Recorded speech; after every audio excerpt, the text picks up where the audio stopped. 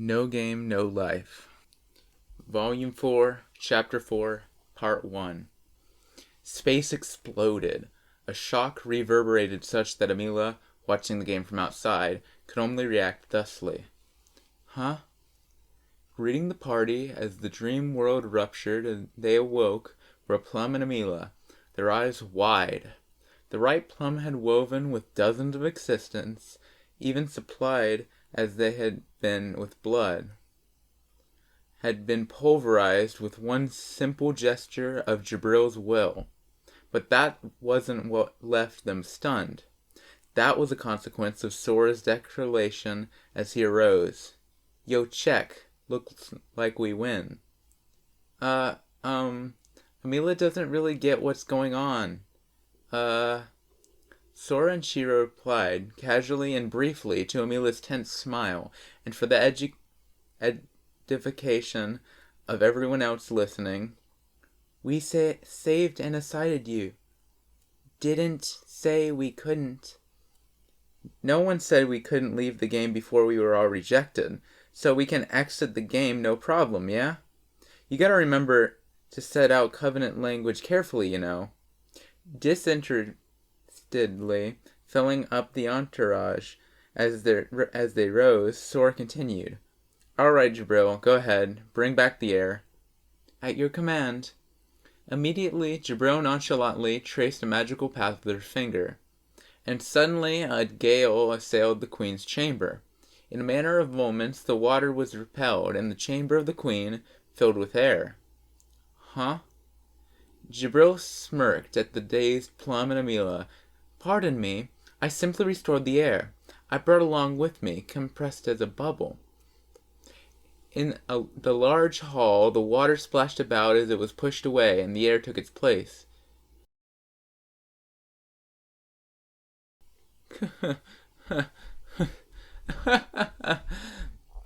Having until now remained utterly silent except in the dream, the Shrine Maiden, who'd thus far kept a mask of composure, warped her expression. Having her shoulders at finally being able to breathe, she laughed. Her body instantly turned red, raising a steam of evaporated blood. She then casually divulged the secret. Bearing up against 20 atmospheres of water pressure for such a long time by brute force, even with my blood break, it's too much. The Shrine Maiden, seemingly about to collapse in the recoil of the unreasonable strain that had just been lifted from her, but somehow stubbornly managed to stop at sitting cross-legged instead, sneered with her chin in her hand. Huh? Plum, Amila, and Steph all looked baffled, but with no sign of engagement with them, Sora continued, with all emotion falling from his expression, as if it had been just a mask. But to think, with that much water pressure, your blood wouldn't leave your body, and let you use your blood break without having a trace for these guys to catch on that you are reading their minds to your heart's content the whole time? Nice job, Shrine Maiden. So what'd you find out? Seeing his face. You surely know how to throw your weight around, don't you? All right, why not? The Shrine Maiden smirked, as if from her heart she was glad he was on her side. That siren there has no mind to wake the Queen at all. At this accusation, Amila's expression clearly wavered, and at the words that followed, delivered with a tone of, and not only that, she now clearly froze. What they came up with was to be your bait. The ante, the Queen put it, was malarkey as well. Good gracious. Soothed by Amila and Plum's reactions, the Shrine Maiden smiled as if embarrassed, and continued to Sora with kind eyes. And that business about you being her type or handsome or some such, likely all malarkey. Well, yeah, I figured that much. God damn it. The Shrine Maiden beamed merrily at Sora's vexation, and, as if mocking Amila and Plum, did you think my senses would be dulled under the sea? She acted almost embarrassed, yet with her face warped into the most scornful of sneers. Let me tell you, it's of no idle boast or drunken rave when it's all said. I'm the strongest among werebeasts.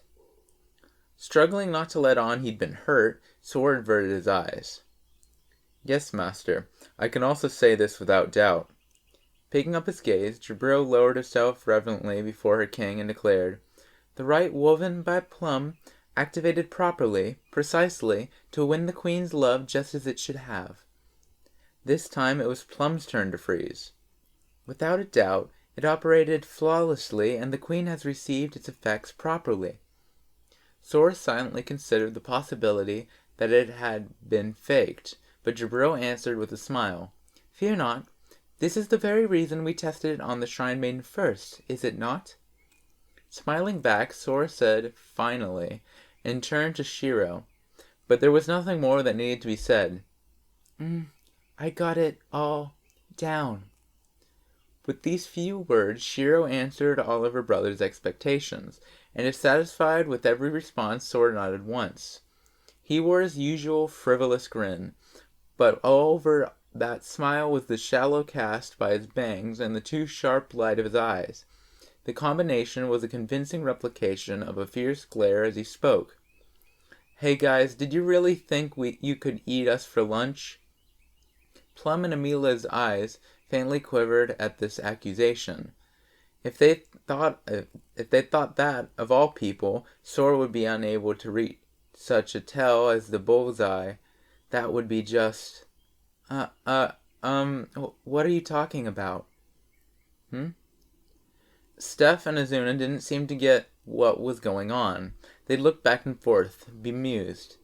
But as if he had no intention of explaining it further, Sora clapped his hands together and turned away. Okay, let's go, Jabril. Back to the beach. As you wish. As Jabril spread her wings and spun her halo, they'd all hurried to touch her. Excuse me. Please wait. As Plum likewise hurried to their side. Good call, Dampier. You're done playing the pitiful victim? Sora's thin smirk as he'd waited for her sent a cold jolt down her spine. Amelia woke up. What? What about Mr. Eno? We still have him, you know. I wonder if you should really be going home already. Gazes collected at the spot by Amelia's feet, where Eno lay sprawled. Izuna's gaze nervously flickered between Eno and Team Sora. Yeah, sure we can, Sora said smoothly. 'Cause, dude, you know what happens if you lay a finger on him, don't you? Looking back at Amelia's widening eyes, Sora sneered mockingly. You think you can play dumb in front of me? Never underestimate that which you should fear, noob. And turning his back to her, We'll be back, Siren. Underestimating us is going to cost you. Then, by means of Jabril's teleportation, all except Amelia and Eno disappeared. The party found itself once more on the shore. The sun had long since set, and all the red moon and the countless stars, along with the bonfire, were all that lit the beach. The waves and the sparks from the fire, too, were the only sounds that Sora and Co conspired merrily. Oh, Shiro, looks pretty much done, huh? Tropical fish. You can eat them. It's a fish of the sea known as a reed-aloud. I understand the flavor is quite palatable. All having been teleported by Jabril from Ocean to the beach, and inadvertently carrying a large seawater haul in their wake, Sora and crew now busied themselves cooking it on the beach. Wah! Just the thing with some sake after a job well done. While we're at it, the Shrine Maiden knocked back her cup. While we're at it, we might as well have the sun fried some tofu, you mean? How do you know I like aborage? Did I tell you? Sora and Shiro laughed at the Shrine Maiden's bemusement, one step away from this pleasant and peaceful scene. What is this? What is the meaning of this? Steph shrieked dubiously, not seeming to fathom the situation at all. Beside her, Izuna looked down wordlessly, and a little farther on yet lingered Plum, also silent. Casting Steph a glance and biting into his roast fish, Sora said, Nothing in particular. It's just Plum tried to play us. That's all. As if to answer Steph's wide-eyed glare at Plum, he added, When did we figure it out, you ask? Hey, Plum. Now addressing Plum as she lowered her face, Sora continued with a snicker. Plum looked up fearfully, but Sora went on, grinning casually. From the start, your story was fishy through and through. Taking his lead, Shiro, the Shrine Maiden, and Jibril smirked. All right, Dampier and Siren were in a symbiotic relationship. It broke down when the Queen went to sleep, and now they were on the brink of doom. Plum had no argument with Jibril's assessment, but grinning as if having heard a cheesy joke, Sora chuckled. We made a spell that can wake her up for sure. Help us. Haha, yeah, right. Huh? What do you mean? Steph seemed lost, so Sora proffered a stick of roast fish. Wouldn't it be way more appetizing to lie that you would a sure win, sucker him into an impossible game, and shout down? Hearing Sora's smiling pronouncement of this sick notion, Steph's face contorted independently of her will. Having said that, there were a few things that got to me. Stuffing his face with fish, Sora continued. It didn't look to me like Plum was lying. We even had Azuna in the same room, and she didn't seem to catch on to anything. Oh hey, that's right. Azuna, do you want fish? Remembering the night they met Plum, Azuna rebuffed the stick and Sora extended. No thanks, please. Standing at a slight distance, Azuna shook her head minutely. Across from her, the Shrine Maiden, downing her sake, also closed her eyes and shook her head. Yeah, that's why we took her to the Shrine Maiden's place too, just to be safe, and she wasn't lying after all. Given that Jibril was on guard, any magic spells or such camouflage, a lie would have been seen through, in which case it was assumed that before the Shrine Maiden, strongest among werebeasts, any lie would be sniffed out for certain. But, he went on, steadily applying a fish to the flame, and then what Plum showed us, if you can believe it, really was a spell that could make someone fall in love for sure.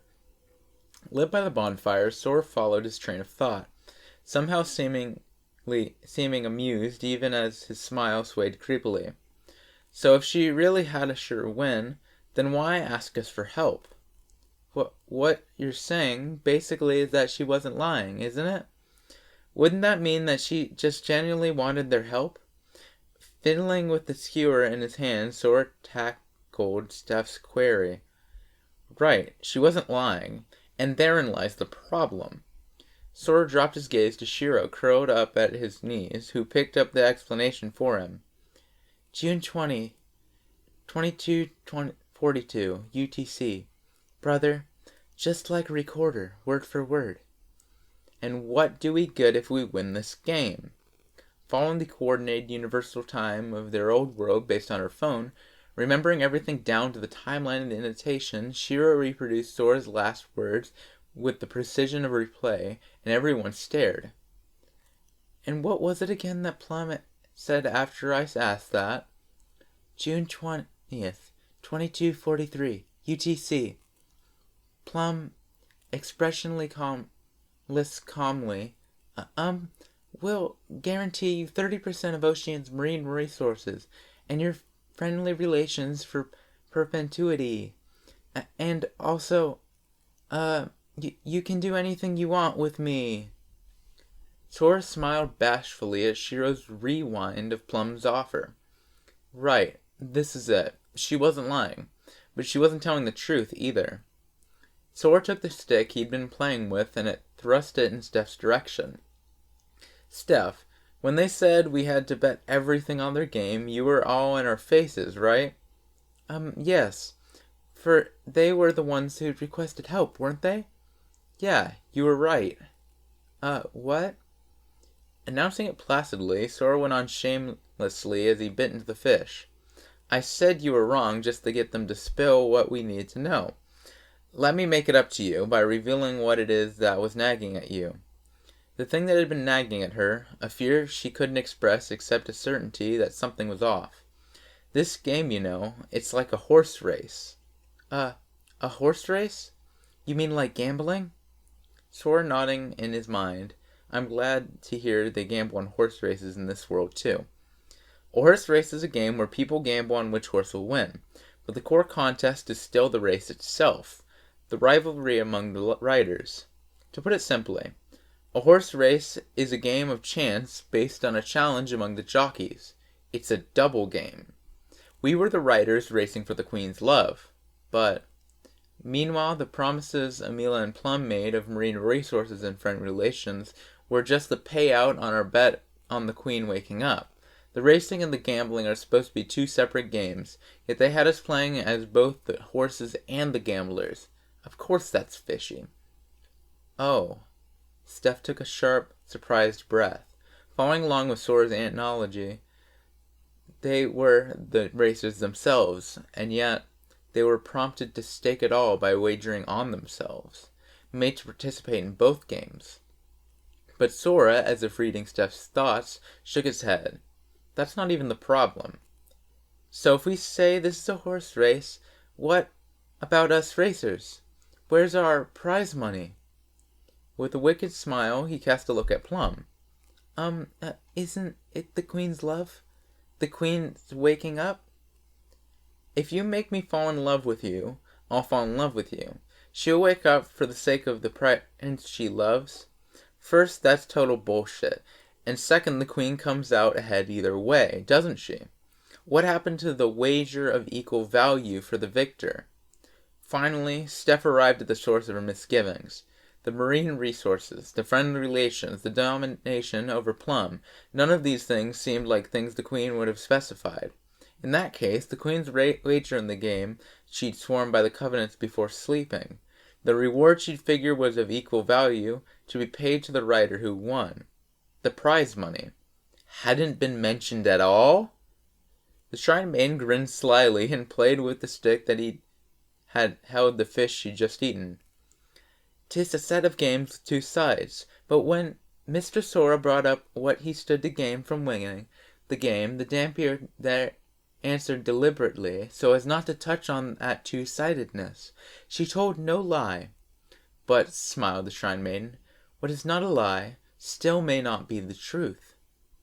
Hearing that bull's-eye noise coming from Plum's heart as this truth was laid down, the Shrine Maiden smirked.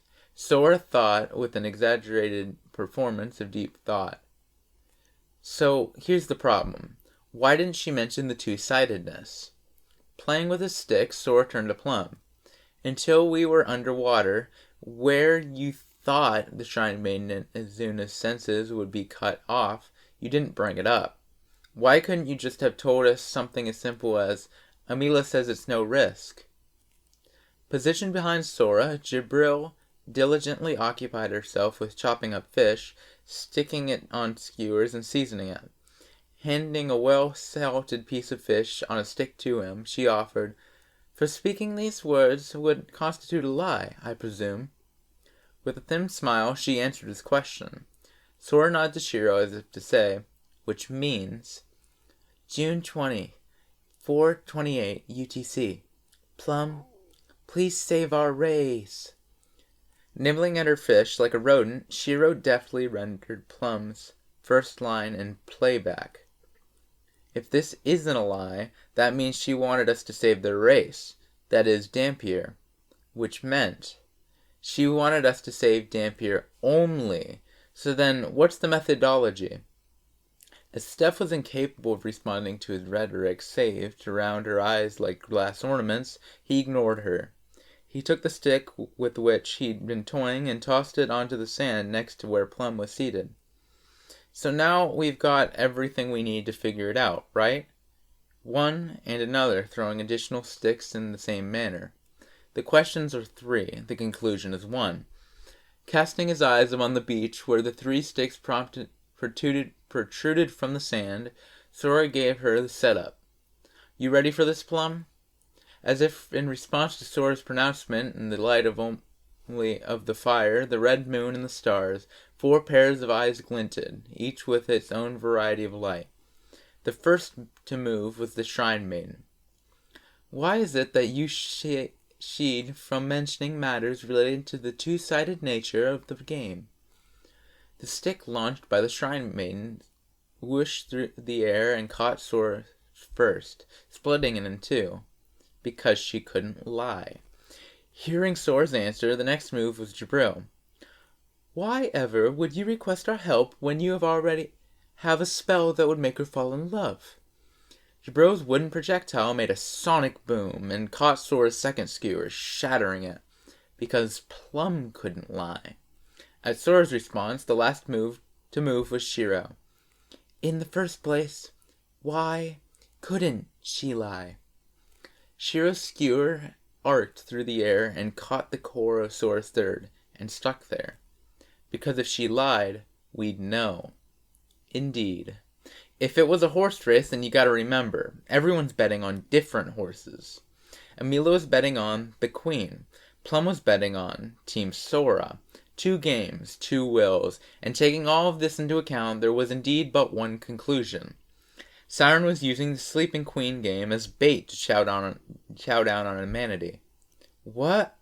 Steph alone was still shocked. Siren, just as Sora had said in the beginning, had made the game out to be a cake to draw in Sora and Shiro, the agent plenipotentiary of humanity, to avert the destruction of their race by gaining new resources for reproduction, humanity itself.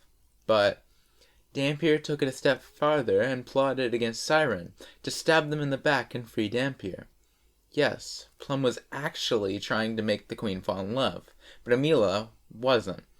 So she couldn't lie around Werebeast, but she couldn't tell the truth because that there were 2 agendas either. As usual, Steph alone was speechless, just flabbergasted. But Sora raised his hand to say, hold on. To say, this is where it gets good. So let's think back, shall we? What's the prize money for winning the Queen's game? Tossing a merry smile at Plum, Sora turned his line of sight, and, under the moon, glinting sharp 4 pairs of eyes shone. Be there ought to make Amila, to make Siren, prefer to maintain the status quo rather than awaken the Queen. The Shrine Maiden with her bewitching golden eyes smirked. Whatever could make whatever could make Dampier believe that emancipation lay before their eyes to seize. And Jabril with her inorganic amber eyes sneered. Something that threatened the existence of Siren, and would allow Dampier to reclaim their rights. And Shiro with her motionless ruby eyes simpered.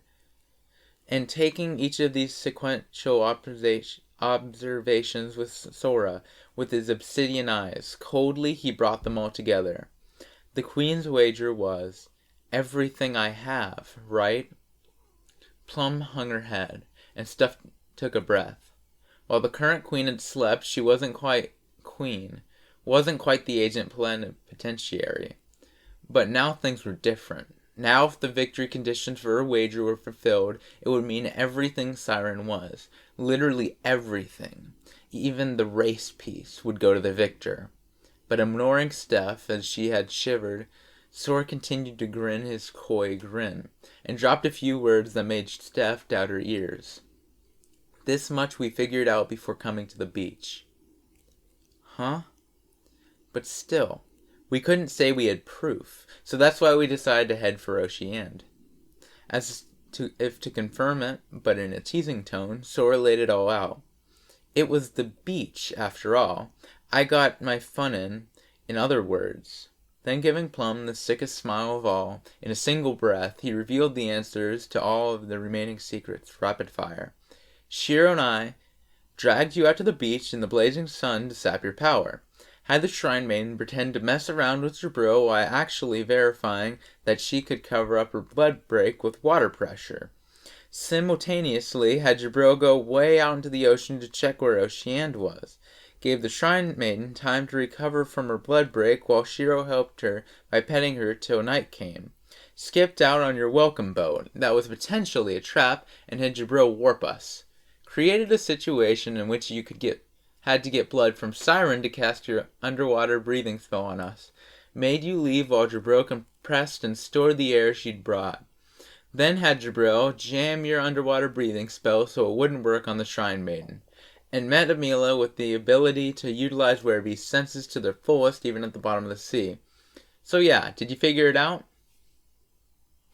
Both Plum and Steph were just totally dumbfounded, unable to speak, but seemingly unconcerned. Sora checked to see if his fish was done and said, "You had no way to get all the way to the game without lying, 'cause you had to get us to wager everything by the covenants. To uncover your lie, the Shrine Maiden had to be free of your fishy magic. A spell that enabled breathing and conversation underwater, cast of all people, by Plum, who they knew was their enemy, was likely to fool their senses." Having laid it all out, Sora continued, "Siren and Dampier each bet on different horses. But did you forget? It was you who got us to put down everything on our own tickets and participate in both the race and the gambling. We've got tickets too." Indeed. The tickets on us getting ahead of all of you and winning. Man, I've got to hand it to you, Plum. That was an awesome strategy from weak position. That's how a race thinks when he's got all its power owned by the 10 Covenants. I mean, that way, Dampier would still get an extra life and Amelia got her way and chomped up a manatee. Well, if we actually did manage to wake up the Queen and Siren, from his heart without irony, Sora clapped his hands in praise. "She'd be in love because of your spell, not us, so you'd run away with the lot." Having casually called out the reason Plum had participated in the game, Sora continued, "Look, I'm not the kind of guy to flatter people, so I mean it when I say this. That's a sweet strategy. To create a situation in which you would win wherever the chips fell, while having to do almost nothing herself, instead getting other people to do it for her and walking off with the rewards. Now that was truly the ideal way to win. But I think there's something you're overlooking." "Huh?" With this, Plum raised her downcast head. "Don't you get it? The point isn't that we just totally blew your cover. It's not that you were hiding the prize money for winning the Queen's game and in a plot to emancipate your race either. You couldn't wake up the Queen, even with a spell you had total confidence would work. But that's not even it." And then, twisting his face with the most ironic of tones, Sora spoke. "It's that Amelia is assuming there's not one chance in a million we'll take the Queen." "Oh." Plum's breath stopped. Yes, because that explained everything. Why Eno hadn't been able to beat the game. Plum's spell had activated properly. It had worked on the Queen, without doubt. Jabril had said as much. Yet even so, she hadn't awakened. Which meant the condition to wake up the Queen isn't to make her fall in love. Through Plum's molars ground audibly. Still Sora continued. "Amelia knew that. If she hadn't, no matter how much you enticed her, she'd never have given you a chance to possibly wake up the Queen. It would be fatal for Siren, you see." Sora now dropped even his scornful smile. "Amelia, of whom you thought was so little, took your betrayal into account." Huh? Yet Sora rained down another blow upon Plum as she sat on the beach, outstripped even by Siren, of whom she thought nothing at all. That's a hell of a strategy for the weak, in a really slick play. But it ain't the real thing. Indeed, the wisdom of the weak could not be wielded to its full potential by the strong, for what formed its foundation was the cowardice born of abject weakness. Sora finally flipped off his smile, and spoke with a serious mien.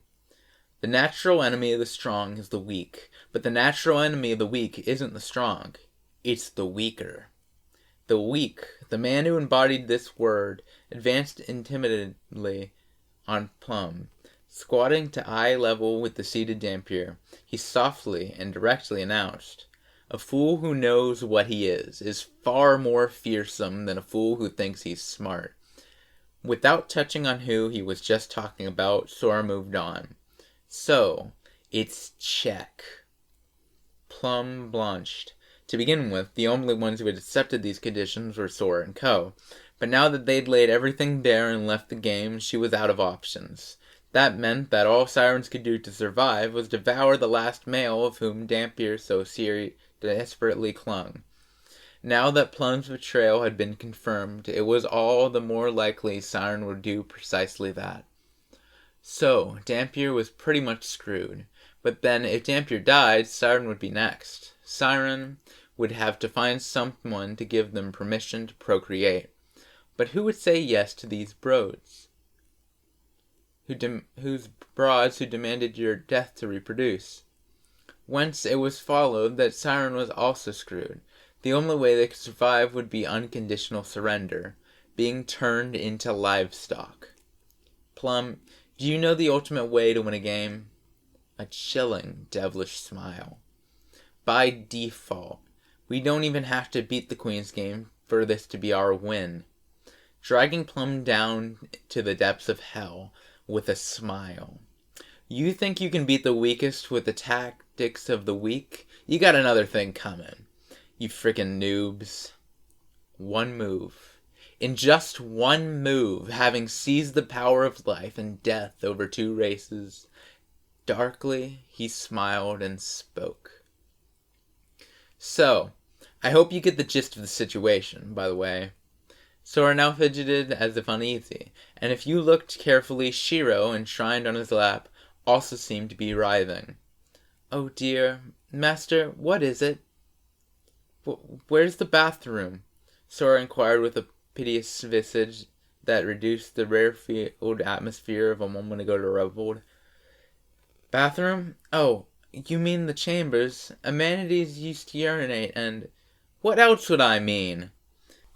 Then thrusting his finger individually at everyone around, Sora shrieked.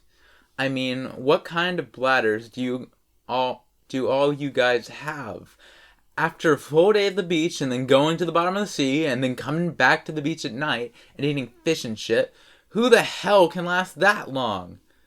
But brother, I have to go too. The Shrine Man laughed, superciliously at Shiro as he pleaded with teary eyes. No beauty does such things. I can't say I know how it feels, but why don't you go do your business wherever serves? Jabril's one thing, but you're a living thing, aren't you? He would have said, but apparently not even having the time for quips like that, Sora rose. Okay, I'm going to the bathroom. Shiro's going to pick flowers. Sora snatching up Shiro and dashing off. But brother, don't shake me. Ugh, this is the beach. They've got to have one of those beach shacks. Where is it? With Sora and Shiro's noisy departure, all that remained was the still beach. The waves and the crackling of the fire were the only sounds. And so all we've left to do is to wait for their unconditional surrender, eh? I'm a bit weary. I'll be taking my leave. With these words, the Shrine Maiden stood wearily and turned. Hey, hold on, you. What about Mr. Eno? Only to have Steph descend on her, having finally caught up with the situation. All right, she'd understood that Siren meant to gobble up humanity. She'd grasped that Plum had plotted to exploit this for the emancipation of Dampier. She saw that Sora and Shiro had seen through it all and gone another step ahead. But still, Siren held the Ino Hatsutse card. That was one question that was still unresolved, ranted Steph. The Shrine Maiden paused, looking back, with a smile even more bewitching for the light of the moon. Eerie as a spectre's, she spoke. There is naught for it. 'Tis enough to bring 2 races into our hands. A fine bargain, wouldn't you say? At the Shrine Maiden's assertion, there was no trump card. Steph finally understood it all. So, to sum up, neither Sora, nor Shiro, nor the Shrine Maiden ever had any intention of saving him? The 3 of them had colluded to make this one move that would trap 2 races. Forge this, just for this, as if it were nothing. They'd sacrificed Eno. That I cannot tolerate. While almost overwhelmed by those golden, literally inhuman eyes of a raptor, still, somehow, Steph looked around and managed to squeeze out her voice. Ino Hatsutse, the werebeast who had been the only one to support Steph and Elkia where Sora and Shiro were away, albeit only for 2 weeks. He'd played alongside her, even fought to rebuild Elkia alongside her. He had done so much to lay the foundation for the Commonwealth of the Velthia. Without him, she'd have had no ground under her feet. for the Eastern Union, and for Elkia. For Steph, he was an intrinsically valuable asset. And on top of that, to make a sacrifice a member of just one race while attempting to bring together two, the risk of such an action was incalculable. It was so self-evident, it defied comprehension that the Shrine Maiden wouldn't understand. Ino Atsutse, there was a man of ability, who held me strong, right from the early days of the Eastern Union. A man who would accept an order to die for the Eastern Union with a "as you wish." Indeed, a credit to his people. And now he's demonstrated his mighty prowess in the very end. What could one possibly say against such a man? The Shrine Maiden spoke, gazing longingly up at the moon. If even she would be so calculating as to toss him away as if he was nothing. Does that not mean that I, too, could be cast aside at any time? Who could trust one such as that? While Steph raged, Izuna, who'd been sitting apart this whole time, suddenly appeared in her field of vision. Of course, it was inconceivable that Izuna could accept this situation. Her own grandfather had just been sacrificed. If she thought anything of Izuna, even the Shrine Maiden would have to... "Miss Izuna, do you accept this?" Steph was about to ask. But Izuna's manner, as she sat apart, holding her knees as if resisting something, made Steph choke back her words. It was hard to see her in the darkness, but the werebeast mumbled. "Grampy knew what he was doing. The asshole, please." Away from the fire, lit only by the moon and stars, Izuna's expression was invisible. Grampy's heartbeat, his smell, to the end. He sounded good. He smelled good. The asshole, please. Yet Izuna's quivering voice, her wet words, even in the darkness of the beach, revealed her expression all too vividly. "I don't want to lose Grampy, please. But I'm the only asshole who has to bear it, please. And then more assholes will be saved, please." In the back of Steph's mind floated that scene at the beach. After the farce in the sea, Sora and Ino had faced off over who would groom her. And Izuna, who'd said she'd hated being petted by Ino, had nevertheless unhesitatingly headed right to him, grasping that this would be the last time.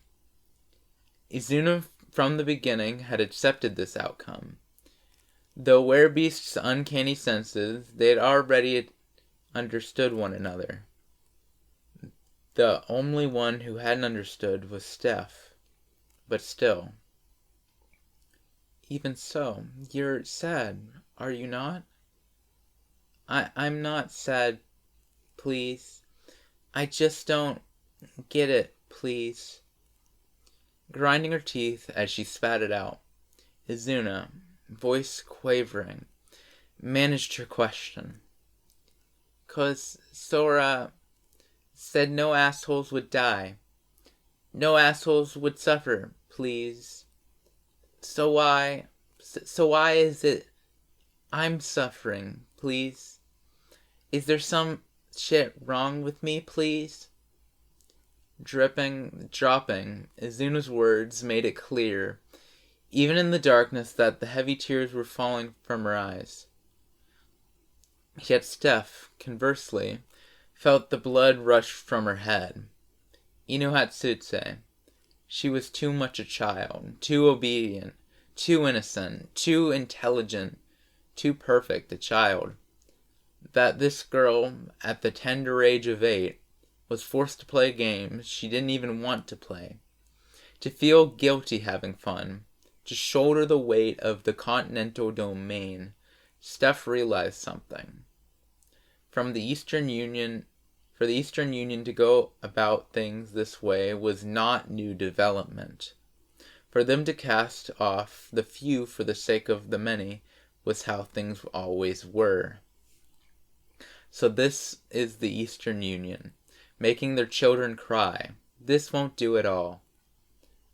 How Wereby said once to have been split into any number of tribes that in constant conflict had been united in just half a century and elevated to the status of a great nation, Steph seemed to glimpse it as she accused the Shrine Maiden contemptuously. But the Shrine Maiden took her gaze head on and answered, "For the few to be sacrificed for the fate of the many.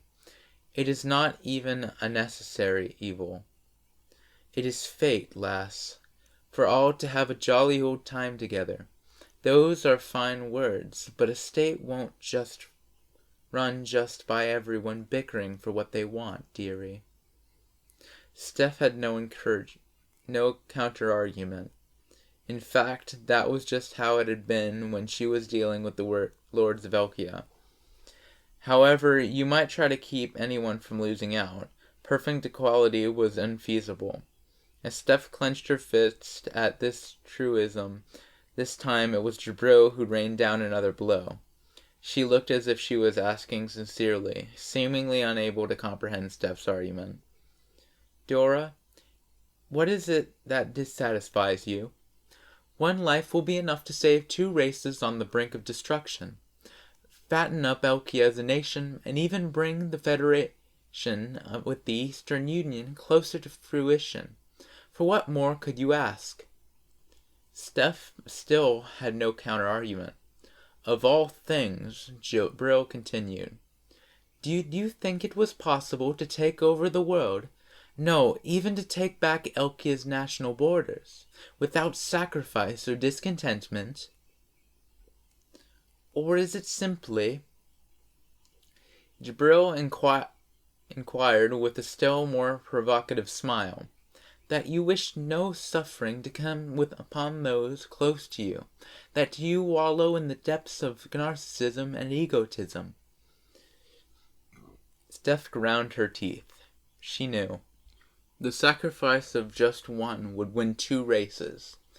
It also meant that they would save 2 races that would have perished left on their own. If she felt that Eno's lone sacrifice was not worth it, then so what, I may ask? But Steph opened her mouth decisively, and with the quivering Azuna in her field of vision, defiantly, she shouted, "Egotism, narcissism, you can call it what you like, but this much I can tell you. Uniting all the races by this method is never going to happen." She had no logical evidence. The Shrine Maiden and Jabril were right. Probably, indubitably. They were realistic. Yet even so, for some reason, the conviction that they were wrong held Steph fast. Why? It was, yes, probably, one might suppose, because they were plausible. Their words were plausible, appropriate, right on the mark. But to begin with, the existing mark would never be enough to unite all the races. As Sora and Shiro returned, wiping their hands, faces relieved, they were greeted by a departing Shrine Maiden, a heavy atmosphere, and a piercing look from Steph. What's the deal here? So essentially, you mean to run?" I understand perfectly now. You get 2 races by sacrificing Mr. Eno. Mere bluster. I lost what faith I had in you. And with this, you dare claim you will unite all the races?" In response to Steph's vitriol, Sora scratched his head and asked his sister confusedly, Shiro, why's she yelling at me?" "'Cause we took too long?" "It didn't take long. Come on. This is number 1 we're talking about." Well, whatever. We got our business done anyways." Clearing his throat once, Sora muttered, "Let's get back on topic. So it's that time again. We're gonna go wake up that queen." "What?" To the speechless gathering, while yet ignorant of the discussion that had gone on in his absence, Sora calmly continued, "If we can forget about Plum's magic and actually wake up that queen on our own, then Dampier and Siren will both be saved. We'll get Eno back using that as a condition, and everything will be cool. I mean, we just exited that game, It would go against our principles to quit it. So now we have to stage our comeback. Disregarding the dazed crowd, Sora put his hand on his chin, ruminating. Question is, how can we actually wake the queen up? Huh. Pfft. Sharply setting his gaze on Plum. Yeah, let me guess. There's no one who knows the conditions, right? Yes. What? No one knows? What do you mean? Steph glanced at Azuna. For her part, Azuna, who'd been crying until very recently, now had her head raised as if intensely interested in Sora's words. She cautiously checked Plum's reaction, and then shook her head to indicate that Dampier wasn't lying. But Sora nodded at an answer he'd seen coming. Siren can't use magic, and Dampier can. If anyone knew, the lid would have been blown off long ago. Even Amelia probably only knows that it's not a game to make her fall in love. What gives you such confidence? When Her Majesty went to sleep, she was not yet the queen, but she was in a position to someday become the queen. If one such that were to say she'd grant all of her rights, what would you do? Plum, who thought she'd uncovered that, spoke with a sigh. Sora and Shiro simply nodded. That's pretty chancy. If there was someone in a position like Amelia's back then, she would have covered it up. And what's the ultimate way to cover something up? If no one knows the truth, no one will know. Right. In other words, to beat the Queen's game, you have to uncover conditions that no one knew except for the sleeping Queen herself. It was the victory condition game. Practically impossible. You could pretty much say it was as hard as the conceivable, but as long as it's not a real-life romance game, blank doesn't lose.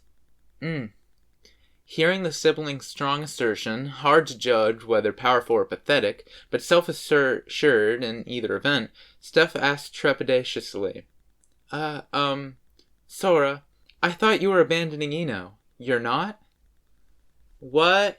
What the hell are you talking about, you friggin' Steph? To an extent, it didn't even bother her that her name had been employed as a direct insult. Sora's reaction represented a clear denial. There's no way I could do something that would make our living cultural heritage, Izuna, sad. And obviously I couldn't abandon Ino. That man among men. Steph, I know all this must be tiring for you, but can't you wait until after you wake up for your half-lucid babbling? Apparently, Sora had indeed raised his opinion of Ino into that stratosphere. It hadn't been an act. He went on. I mean, we said we'll be back, right? Amelia's not going to mess with Ino, because he's the only card she's got to get us to resume the game. If she touches Ino, then they'll really be doomed to be livestock. Steph protested. Still, the Shrine Maiden said they're not to be done about Ino. Well, yeah, we had the Shrine Maiden send Ino for verification. Now for the rest of our job. At Sora's casual rebuttal, Steph's eyes widened. Indeed, as far as the Shrine Maiden was concerned, there was indeed not for it. For momentarily, Sora and Shiro would grab everything. The Shrine Maidens used the hell out of her blood break, a power that threatens her very life, and even given us one of her most valuable officers. Now it's time for us to go at it like we want to die. Literally. Laying down our lives, you know? Sora said it so blithely, and Shiro nodded just as much so. But their vaguely chilling resolve and next words took Steph's breath. That's what it means, to fight together, right? A little shadow slipped past the dazed Steph, approaching the siblings, eyes red and swollen. Izuna, her gaze still quivering uneasily, looked up at Sora and Shiro. You're gonna save Grampy, please? Sora and Shiro didn't know why Izuna had been crying. Still, Sora placed his hand on Azuna's head, stroked it reassuringly, and smiled. Of course. We're gonna get your Gramps, I promise. Her uncomposed eyes then turned to Shiro, where they were greeted with conviction. Izzy, trust brother. Izuna couldn't know what only Shiro knew, what she had when Sora said the word promise signified an absolutely binding oath that made the 10 Covenants worthless in comparison. But brother never goes back on his promises. At Shiro's assertion, Izuna once again looked up at Sora, the powerful hand stroking her head as she sniffed its scent, and then she wiped her wet eyes. "'Kay, I trust you assholes, please." "All right, she trusts us assholes, please." Steph watched the clowning Sora from a short distance away. Jabril stood next to her. "My apologies, Dora. Our teasing was a bit immoderate." "What?" "I was just so aching with curiosity as to how you would react, I couldn't help myself. But you are, in fact, a little Dora." So said the curiosity addict with a countenance that seemed to want to say, "Tee-hee." But before Steph even had a chance to look sarcastic, Jabril got herself together, asserting, "There can be no doubt that my masters are to reform this world. But as for their methods," Jabril continued, "no existing methods, indeed, could possibly serve the purpose." So now, as to how we're gonna uncover the conditions to make up the queen, as Sora reinitiated his scheming, Steph only half listened. Before what the Shrine Maiden and Jabril had said, it felt wrong to her. Steph, having searched for the reason, now seeing the two before her eyes, finally realized what it was. Sora, Shiro. These two never once used the appropriate method. After all, conventional wisdom was something to be derided. After all, common sense was to be cast off. These two said they'd conquer all the races bloodlessly, without a single death. With such a dreamlike, such an unrealistic argument, there could be no conventional wisdom. But in his form that had made her believe that they could really do it, that day, the day of the coordination, Steph felt she'd seen it. Perhaps it was the same thing Jabril standing beside her saw. What she'd foreseen was the world's future, and it made her heart race, she realized. "Oh, by the way, Steph, a minute ago you said something I can't let slide." "Huh?" Sora's words brought back the dazedly ponderous Steph back to reality. "About getting the 2 races by sacrificing Ino. First of all, the part about sacrificing Ino is wrong, and also..." Here she got jammed right back into the daze. "It's not 2 races, it's 3. "Come again?" And that's the end of chapter 4, and thus nearly at the end of the book. Just have a little bit of an epilogue and an afterword that I might end up reading, I might not. I'm not surprised it went that way in a lot of ways. I knew something was up. I wasn't entirely sure what. It's kind of funny that Steph seems to be completely out of these things, even when they're explained to her, but I guess she's still a little slow to the pickup sometimes.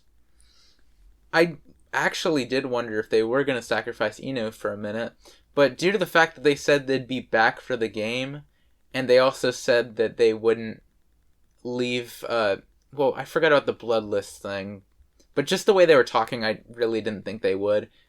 And when it mentioned earlier, or later, that they were like, yeah, we don't like losing games. Leaving a game like that, while technically not losing, I would think they would consider as a loss. This book is a joy to read. I'm glad I picked up this series. I'm considering another series after I finish up this one, but man, I just love the twists and turns in a book like this, and even in the show, but I doubt the show's ever going to get a second season. Just due to, like, the weird copyright stuff, if you're not aware.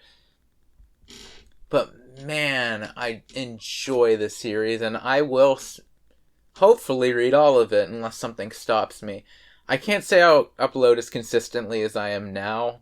I mean, sheesh, uploading every day, reading every day, it's quite a lot to ask from anybody. But I enjoy it, so who knows, maybe I'll continue at a similar pace. Maybe I'll continue to read at the same pace, but I'll stretch out the uploads a little more.